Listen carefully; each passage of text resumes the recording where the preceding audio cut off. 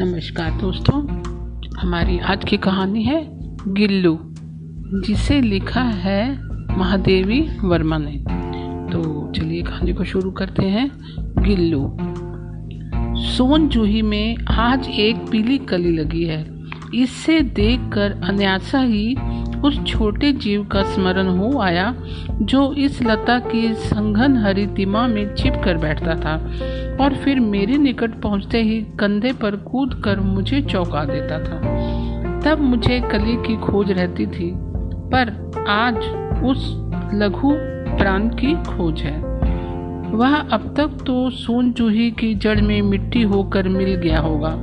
कौन जाने स्वर्णिम कली के बहाने वही मुझे चौंकाने ऊपर आ गया हो। अचानक एक दिन सवेरे कमरे से बरामदे में आकर मैंने देखा दो कौवे एक गमले के चारों ओर छुआ छुअल जैसा खेल रहे हैं। यह काका भूसुंडिन भी विचित्र पंछी है, एक साथ समादरित, अनादरित, अति सम्मानित, अति अवमानित। हमारे पुरखे बेचारे न गरुड़ के रूप में आ सकते हैं, न मयूर के, न हंस के। उन्हें पितृपक्ष में हमसे कुछ पाने के लिए काक बनकर ही अवतरित होना पड़ता है। इतना ही नहीं, हमारे दूरस्थ प्रियजनों को भी अपने आने का मधुर संदेश इनके कर्कश स्वर से ही देना पड़ता है। दूसरी ओर हम कौवा और काव काव करने के अवमानना के अर्थ में ही प्रयुक्त करते हैं। मेरे काक पुराण के विवेचन में अचानक बाधा आ पड़ी, क्योंकि गमले और दीवार की संधि में छिपे एक छोटे से जीव पर मेरी दृष्टि रुक गई।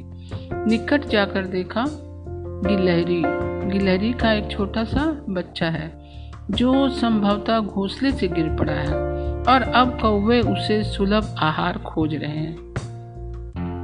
काकद्रव्य की चोंचों के दो घाव उस लघु प्राण के लिए बहुत थे, अतः निश्चेत सा गमले से चिपका पड़ा था। सब ने कहा कौवे की चोंच का घाव लगने के बाद यह बच नहीं सकता, अतः इसे ऐसे ही रहने दिया जाए। परंतु मन नहीं माना। उसे हौले से उठाकर मैं अपने कमरे में ले आई। फिर रुई से रक्त पोंछकर घावों पर पेंसिलिन की मलहम लगाई। रुई की पतली पत्ती दूध में भिगोकर जैसे तैसे उसके नन्हे से मुंह में लगाई, पर मुंह ना खुल सका और दूध की बूंदें दोनों ओर लुढ़क गई। कई घंटे के उपचार के उपरांत उसके मुंह में एक बूंद पानी टपकाया जा सका। तीसरे दिन वह अपने नन्हों पंजों से मेरी उंगली पकड़कर नीले कांच के मोतियों जैसी आंखों से इधर उधर देखने लगा। 3-4 मास में उनके संदिग्ध रोए, झब्बेदार पूंछ और चंचल चमकीली आंखें सबको विस्मित करने लगी। हमने उसकी जातिवाचक संज्ञा को व्यक्तिवाचक का रूप दे दिया और इस प्रकार हम उसे गिल्लू कहकर पुकारने लगे। मैंने फूल रखने की एक हल्की डलिया में रुई बिछाकर उसे तार से खिड़की पर लटका दिया। वही 2 वर्ष पूर्व गिल्लू का घर रहा। वह स्वयं हिलाकर अपने घर में झूला झूलता और अपनी कांच के मनकों जैसी आंखों से कमरे के भीतर और बाहर ना जाने क्या देखता समझता रहता था। उसकी समझदारी और कार्यकलाप पर सबको आश्चर्य होता था। जब मैं लिखने बैठती तो अपनी और मेरा ध्यान आकर्षित करने की उसे इतनी तीव्र इच्छा होती थी कि उसने एक अच्छा उपाय भी खोज निकाला।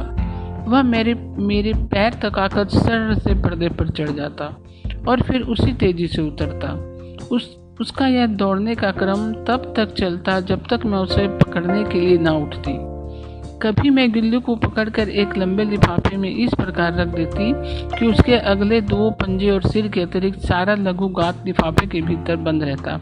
इस स्थिति में वह कभी कभी घंटों मेज पर दीवार के सहारे खड़ा रहकर अपनी चमकीली आंखों से मेरा क्रियाकलाप देखता। भूख लगने पर वह चिक चिक करके सूचना देता और काजू या बिस्कुट मिल जाने पर उसी स्थिति में लिफाफे के बाहर वाले पंजे से पकड़कर कुतर कर खाता। फिर गुल्लू के जीवन का प्रथम बसंत आया। नीम चमेली की गंध मेरे कमरे में हौले हौले आने लगी। बाहर की गिलहरियां खिड़की की जाली के पास आकर चिक चिक करके ना जाने क्या कहने लगी। गिल्लू को जाली के पास बैठकर अपनेपन से बाहर झांकते देखकर मुझे लगा कि उसे मुक्त करना आवश्यक है। मैंने कीले निकालकर जाली का एक कोना खोल दिया और उस मार्ग से गिल्लू ने बाहर जाने पर सचमुच ही मुक्ति की सांस ली। इतने छोटे जीव को घर में पल रहे कुत्ते बिल्लियों से बचाना भी तो एक समस्या थी। आवश्यक कागज पत्रों के कारण मेरे बाहर जाने पर कमरा बंद ही रहता। मेरे कॉलेज से लौटने पर जैसे ही कमरा खोला गया और मैंने भीतर पैर रखा, वैसे ही गिल्लू अपने जाली के द्वार से भीतर आकर मेरे पैर से सिर और सिर से पैर तक दौड़ने लगा। तब से उसका यह नित्यक्रम सा हो गया। मेरे कमरे से बाहर जाने पर वह भी खिड़की की खुली जाली गिरा बाहर चला जाता और दिन भर गिलहरियों के झुंड का नेता बना हर डाल पर उछलता कूदता रहता और ठीक 4 बजे वह खिड़की से भीतर आकर अपने झूले में झूलने लगता। मुझे चौंकाने की इच्छा से उसने ना जाने कब और कैसे उत्पन्न हो गई थी। कभी वह फूलदान के पत्तों में छिप जाता, कभी पर्दे की चुन्नट में, कभी सोन जूही की पत्तियों में छिप जाता। मेरे पास बहुत से पशु पक्षी हैं, उनका मुझसे लगाव भी कम नहीं है, परंतु उनमें से किसी की मेरे साथ मेरी थाली में खाने की हिम्मत हुई है ऐसा मुझे स्मरण नहीं आता। गिल्लू इनमें अपवाद था। मैं जैसे ही खाने के कमरे में पहुंचती, वह खिड़की से निकलकर आंगन की दीवार बरामदा पार करके मेज पर पहुंच जाता और मेरी थाली में बैठ जाना चाहता। बड़ी कठिनाई से मैंने उसे थाली के पास बैठना सिखाया, जहां बैठकर वह मेरी थाली में से एक एक चावल उठाकर बड़ी सफाई से खाता रहता। काजू उसका प्रिय खाद्य था और कई दिन काजू ना मिलने पर वह अन्य खाने की चीजें लेना या तो बंद ही कर देता या झूले से नीचे फेंक देता था। इसी बीच मुझे मोटर दुर्घटना में आहत होकर कुछ दिन अस्पताल में रहना पड़ा। उन दिनों जब मेरे कमरे का दरवाजा खोला जाता, गिल्लू अपने झूले से उतरकर दौड़ता और फिर दूसरों को देखकर तेजी से घोंसले में जा बैठता। सब उसे काजू दे जाते। अस्पताल से लौटकर जब मैंने उसके झूले की सफाई की तो उसमें काजू भरे मिले, जिनमें यह ज्ञात हुआ कि वह उन दिनों अपना प्रिय खाद्य कितना कम खा रहा था।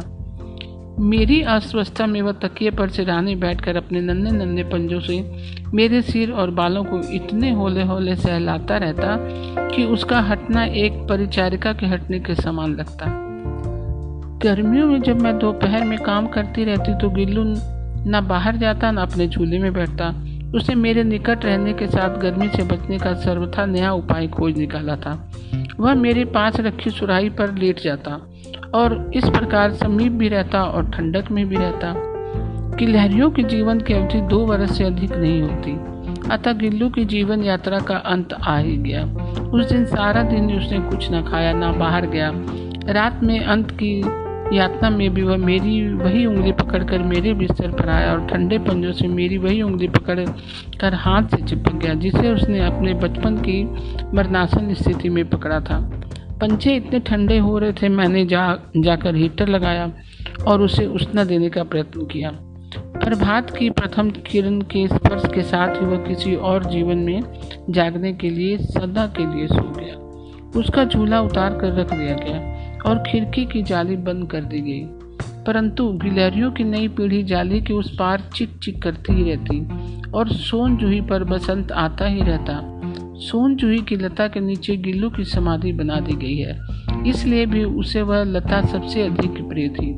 किसी वासंती दिन जूही के पिताम्ब छोटे फूल में खिल जाने का विश्वास मुझे संतोष देता है। तो दोस्तों, आज की कहानी आपको कैसी लगी?